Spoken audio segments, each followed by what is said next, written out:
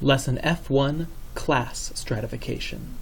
In this last lesson on social inequality in the United States, we're going to be focused mostly on what's happening today, but to understand where we are today, you have to understand how we got here.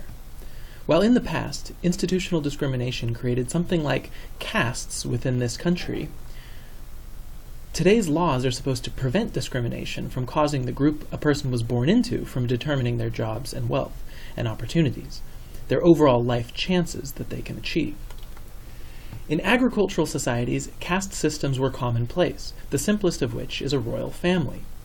The king or queen controls the land, but farming requires a huge amount of human labor, so kings distributed the land to feudal lords.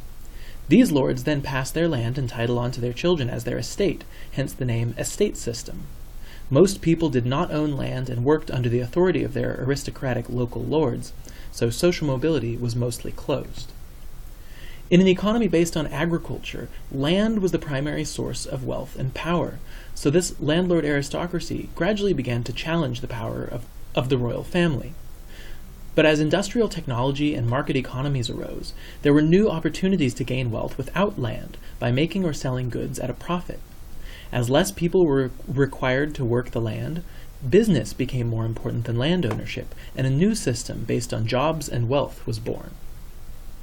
Class systems allow social mobility. Whatever your race or gender caste might have been, your class is based on achieved statuses of wealth and work. While people can still inherit their family estate, in principle, social placement is based on meritocracy, a system where status is based on individual skill and effort. If you want to move up, you learn skills, work hard, and get a better job or start your own business. One common way we stratify or divide up class status groups is into an upper class at the very top, who are extremely wealthy through either inherited estates, celebrity, or successful enterprises or investments. Middle classes, who do professional work with varying levels of advanced education. A working class, who do varying levels of skilled physical work, often involving machines, and a lower class that struggles to get by on some amount of low-skill labor.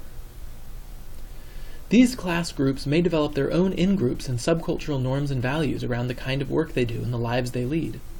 White-collar workers manage information and money, and traditionally wear suits and ties to look professional for office work and business meetings. Theirs is the high culture of our society. Blue-collar workers are usually working class, taking pride in their practical trade. We've talked about pink-collar jobs before, traditionally seen as women's work, serving the needs of people. But this field has become common for both men and women, so a more appropriate name may be something like name-tag jobs. At the bottom of society, labeled low class and low culture, are the people who would once have been called peasants, working with their bodies, farming or mining, sometimes stereotyped as rednecks. Does our society give more prestige to those we see as part of the high culture? In many cases, the worst stereotypes of any given group are often applied to the lowest class members of that group. To counter this, do people practice conspicuous consumption to give the impression they're of a certain class? Does our society look down on the poor and push people towards high culture? We have about 500,000 people homeless each night in the United States, and about 1.5 million people homeless each year. The stereotype of the homeless person may be an addict, and about 50% of homeless people do have some substance addiction. But is that the cause of their homelessness, or the result of a situation of helplessness? About 8% of them are veterans, about 15% have been homeless for over a year, half of them are over 50, and nearly the other half, and many of the older folks as well, are working. Amongst homeless youth, about 20% are LGBTQ, meaning lesbian, gay, bi, transgender, or queer, and in many cases are homeless simply because they've been kicked out or abused in their own home. In almost all stratification systems, we see a similar overall population structure, with a small elite at the top and most people at the bottom. Industrial class system may alter this slightly, shrinking the very bottom as more people earn living wages in working and middle-class jobs.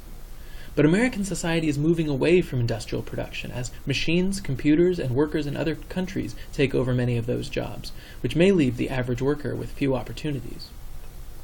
So what is an average family's income in the United States? It depends on how you measure the average. A mean average, combining every family's total income and dividing it by the total number of families gives a much larger number than a median average, which lines up incomes from lowest to highest and uses the family right at the middle. In the example at the bottom, you can see that the mean average tends to be distorted by high incomes at the top. So when you line up all of the family households and separate them into quintiles, or fifths, each 20% of the population, roughly some 60 million people, you see that about half of the total income from work and investments goes to the top fifth of the Americans. The bottom fifth takes in only about 4% each year, averaging $18,000 under the poverty line for a family of three, compared to $169,000 at the top. Of course, we have a progressive tax system which charges higher taxes to those earning more, but it does little to change the final result of unequal earnings.